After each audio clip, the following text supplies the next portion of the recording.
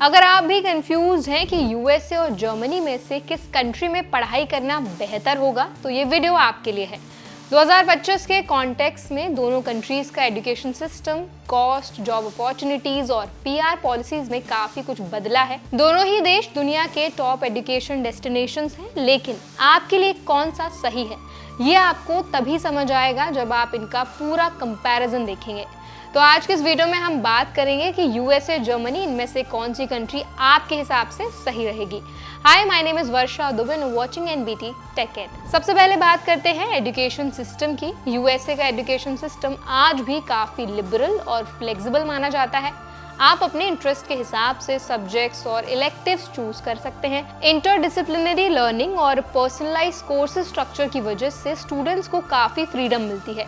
वहीं जर्मनी का सिस्टम थोड़ा सा स्ट्रक्चर्ड है और थ्योरेटिकल भी, लेकिन इंजीनियरिंग, मैन्युफैक्चरिंग और साइंस फील्ड्स में जर्मनी की रेपुटेशन अनमैच्ड है। और सबसे बड़ी बात, जर्मनी के पब्लिक यूनिवर्सिटीज में ट्यूशन फीस जो है वो या तो होती ही नहीं है या बहुत ही ज़्यादा मिनिमल होती है।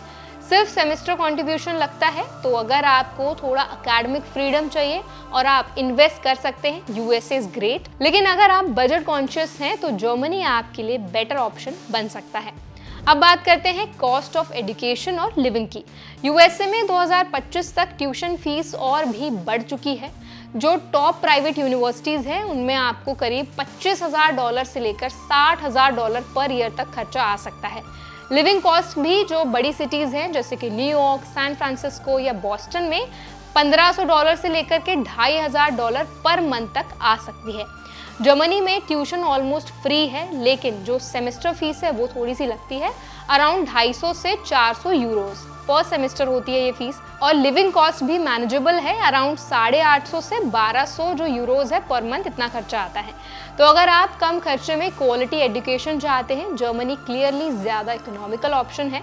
स्टूडेंट लाइफ में जो पार्ट टाइम जॉब्स भी काफ़ी इंपॉर्टेंट होती हैं। यूएसए में F1 वीज़ा होल्डर्स कैंपस के अंदर 20 घंटे पर वीक काम कर सकते हैं।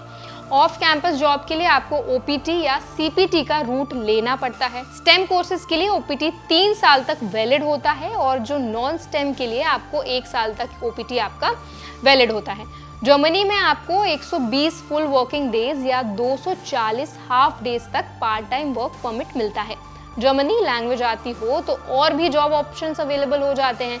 दोनों कंट्रीज में पार्ट टाइम काफी कॉमन है, लेकिन जर्मनी में थोड़ा ज्यादा फ्लेक्सिबिलिटी मिलती है। पोस्ट वर्क वीजा की बात करें तो पीआर का एंगल भी इग्नोर नहीं करना है। यूएसए में ग्रेजुएशन के बाद आपको ओपीटी मिलता है, लेकिन उसके बाद H1B वीजा के लिए अप्लाई करना पड़ता है, जो अब भी लॉटरी बेस्ड है। 2025 में कुछ रिफॉर्म्स आए हैं जैसे वीजा सिस्टम में, लेकिन अनसर्टेनिटी अब भी एग्जिस्ट करती है। जर्मनी में अगर आप ग्रेजुएशन के बाद 18 महीने के अंदर जॉब ढूंढ लेते हैं और 2 साल तक काम कर लेते हैं तो आप पीआर के लिए एलिजिबल हो जाते हैं। और यहाँ पीआर का जो प्रोसेस है वो भी रिलेटिवली काफ़ी सिंपल है। तो अगर आपको लॉन्ग टर्म गोल किसी कंट्री में सेटल होने का है तो जर्मनी यहाँ यूएसए से आगे निकल सकता है और आपके लिए एक बेटर ऑप्शन हो सकता है। अब हम बात करते हैं लैंग्वेज और कल्चर की। तो ये भी एक बहुत बड़ा पार्ट है और इसमें आपकी डिसीजन मेकिंग में काफ़ी हेल्प करेगा, बहुत इंपॉर्टेंट फैक्टर है। यूएसए में सब कुछ इंग्लिश में होता है, पढ़ाई, कम्युनिकेशन और जॉब मार्केट।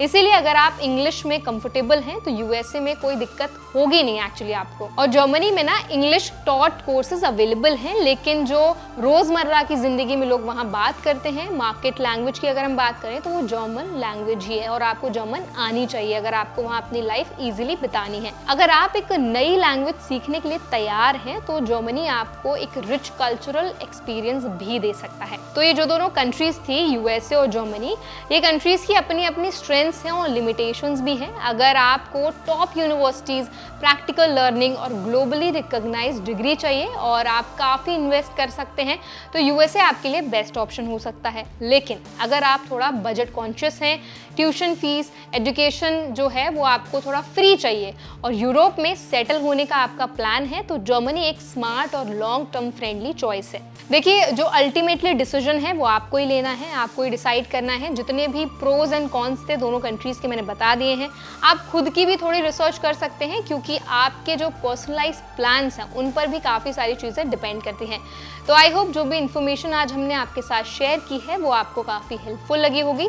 अगर आपको वीडियो पसंद आया हो तो वीडियो को लाइक करें और ऐसे ही स्टडी अब्रॉड रिलेटेड वीडियोस देखने के लिए हमारा चैनल NBT टेक केयर को सब्सक्राइब करना ना भूलें।